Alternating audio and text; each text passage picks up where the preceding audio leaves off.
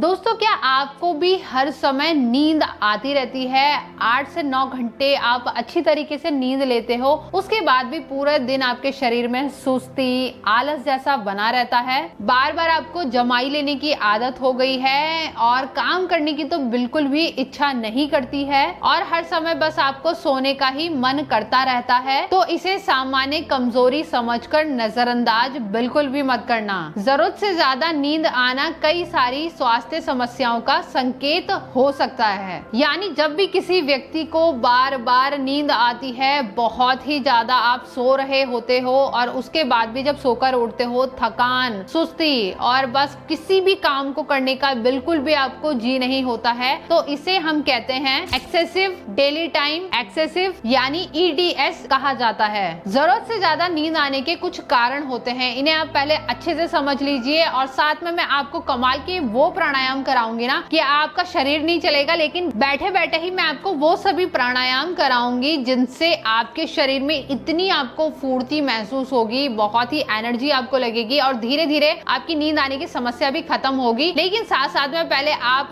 समझ लीजिए कि क्यों आपको इतनी ज्यादा नींद आ रही है या शरीर में आपकी किस चीज की कमी हो रही है जिसे आपको फुलफिल करना है। पहला कारण, नींद पूरी ना होना। अगर आप देर रात तक जगे रहते हो, फोन चलाते हो, OTT देखते हो या सोशल मीडिया प्लेटफॉर्म यूज कर रहे हो, जिसकी वजह से आपको रात का समय पता ही नहीं चलता है कि कब निकल गया और पूरे दिन आपको सुस्ती महसूस होती है, फिर नींद आने लगती है और एट लास्ट दिन भर की जो थकान रहती है, सुबह उठने में आपको परेशानी होती है। दूसरा कारण, आपको अगर तनाव और चिंता, ये दो चीजें हैं जिससे आपका मस्तिष्क जरूरत से ज्यादा सोचता है, तो इससे आपका जो ब्रेन है वो धीरे धीरे थकने लग जाता है और आप पूरे दिन इतनी लो फील करते हो, आपकी एनर्जी बिल्कुल डाउन हो जाती है, तो इसकी वजह से भी आपको ज्यादा नींद आने लगती है। जिसके साथ साथ आपको चिड़चिड़ापन भी बना रहता है, आपका मन बहुत उदास रहता है, किसी भी काम में आपका मन नहीं लगता है, ना ही किसी से बात करने की इच्छा होती है। तीसरा कारण, थायराइड की समस्या यानी हाइपोथायरॉयडिज्म। इसमें जो शरीर की कार्य क्षमता है वो धीमी पड़ जाती है,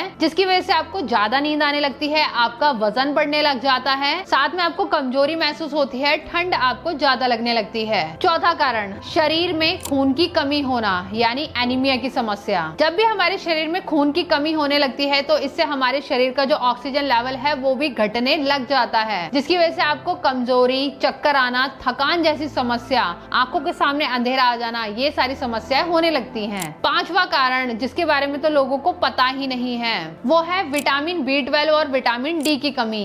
ये एक ऐसी समस्या है क्योंकि जब तक आप ब्लड टेस्ट नहीं कराओगे तो आपको पता ही नहीं चलेगा कि आपके शरीर में विटामिन की कमी हो रही है, जिसकी वजह से आपके शरीर में ऊर्जा का जो स्तर है वो कम हो जाता है, जिससे आपको कमजोरी, सुस्ती आना या याददाश्त कमजोर होना, इस तरीके की समस्या हो सकती है। छठा कारण, स्लीप एपनिया। इस समस्या में सोते समय आपको बार बार सांस रुकने जैसी समस्या महसूस होती है। इस बीमारी में सोते सोते बार बार आपकी सांस रुकने जैसी लगती है। रात भर नींद पूरी होने के बावजूद भी शरीर को आराम नहीं मिलता है, जिसकी वजह से आपको संकेत में खराटे बार बार आना, आपके सर में तेज तरीके का दर्द होना, दिन भर नींद आना, ये सब कॉमन देखने को मिलता है। इसके अलावा डायबिटीज, ब्लड शुगर का संतुलन बिगड़ जाने की वजह से भी शरीर में बहुत हद तक थकान बनी रहती है, जो कि नींद का कारण बनती है। तो इनमें से अगर आपको कुछ भी संकेत महसूस होते हैं तो सबसे पहली बात, आप डॉक्टर को जरूर दिखाइए। लापरवाही नहीं करनी चाहिए क्योंकि ये लापरवाही आपको बाद में बहुत भारी पड़ सकती है। तो इसके लिए आप कुछ जांचें भी करा सकते हो जो कि आपके डॉक्टर आपको लिख कर देंगे, जिसके द्वारा आप इन परेशानियों को पहचान सकते हो। लेकिन इन्हीं के साथ साथ मैं आपको कमाल के प्राणायाम बता देती हूँ जिससे आपके शरीर में एनर्जी भी बरकरार रहेगी और आपको डेली बहुत ही अच्छा लगेगा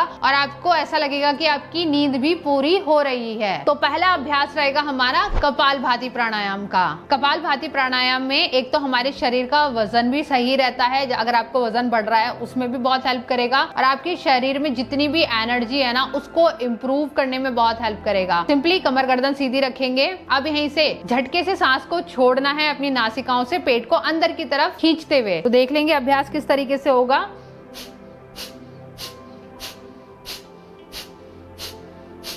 झटके से सिर्फ सांस को छोड़ना है, सांस लेना नहीं है, क्योंकि सांस ऑटोमेटिकली आपके अंदर आ जाएगी। बहुत ही अच्छा अभ्यास है, पूरी शरीर में आपको एनर्जी देगा, आपके ब्रेन में जितनी भी सेल्स है ना उनको एक्टिवेट करेगा, ब्लड का फ्लो अच्छे से आपके ब्रेन तक पहुंचाने में हेल्प करेगा, जिससे आपको नींद बार बार आने की जो समस्या है ये धीरे धीरे खत्म होने लगेगी। तो आंखें बंद करते हुए अच्छे से इसका अभ्यास करेंगे।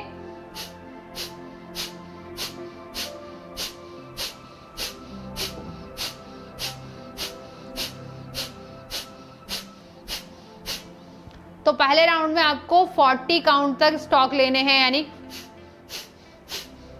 इस तरीके से आप 40 गिनती तक सांस को छोड़ते हुए आएंगे, अपने मन में गिनती को गिनेंगे और जब 40 गिनती आपकी पूरी हो जाए थोड़ा सा रिलैक्स करेंगे। इसे टोटल आप 4 बार रिपीट करते हुए आएंगे। दूसरा अभ्यास जिसे हम बोलते हैं भस्त्रिका प्राणायाम, बहुत ही कमाल का प्राणायाम है, हमारे ऑक्सीजन लेवल को भी बढ़ाता है और हेड टू टो बॉडी में हीट को क्रिएट करता है और ऐसा लगेगा जैसे आपके अंदर एक अजीब सी फुर्ती आ गई है और काम करने की इच्छा करेगी, पूरा दिन आपका एनर्जी भरा रहेगा। तो सिंपली हमें करना यह है कि कमर गर्दन को सीधा रखते हुए बैठ जाना है और जब आप सांस को लेंगे दोनों हाथ ऊपर जाएंगे और सांस को छोड़ते हुए हाथ नीचे की तरफ लेकर आना है। सांस भरेंगे, हाथ ऊपर जाएंगे, सांस छोड़ेंगे, हाथ नीचे आएंगे, यानी जो सांस का रिदम है वो आपके हाथों के साथ साथ चलता रहेगा। सांस लेते हुए छोड़ेंगे, हाथ नीचे। इस तरीके से आपको भस्त्रिका प्राणायाम का अभ्यास करना है। तो एक बार मैं आपको अच्छी तरीके से करके दिखा देती हूँ। आंख बंद करते हुए अपनी ब्रीथिंग को बिल्कुल नॉर्मल रखेंगे। चलिए अब हाथ को ऊपर उठाते हुए सांस को भरेंगे, सांस छोड़ते हुए नीचे।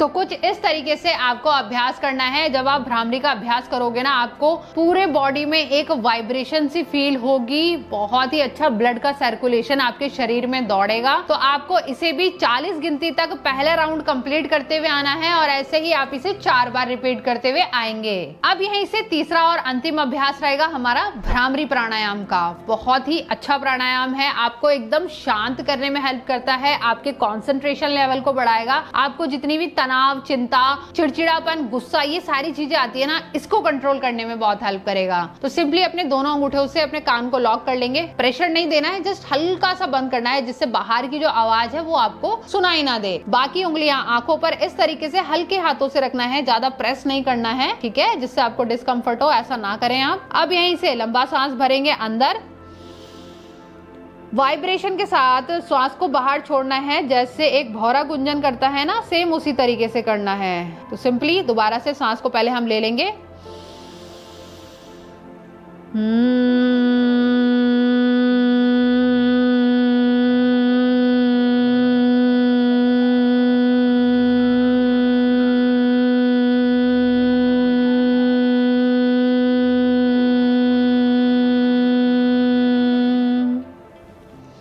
धीरे से हथेलियों को रब करेंगे, उसके बाद आंखों पर लगाते हुए आंख खोलेंगे।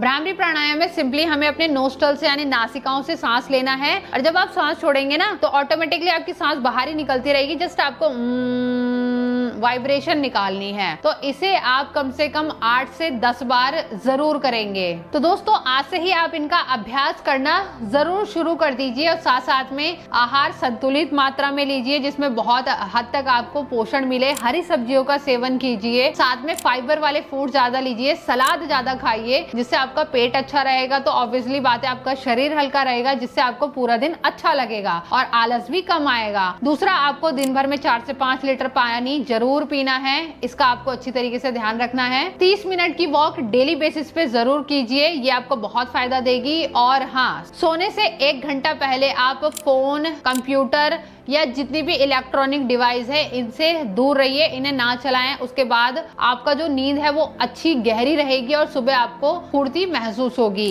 तो दोस्तों आज का ये वीडियो आप सभी को कैसा लगा कमेंट करके जरूर बताना। ऐसे ही अपना प्यार और सपोर्ट अपने कमेंट्स के थ्रू हमको दिखाते रहा करो, बहुत पॉजिटिविटी लगती है और मोटिवेशन भी मिलता है। तो अभी के लिए नमस्कार, जल्दी मिलते हैं अगली वीडियो के साथ में।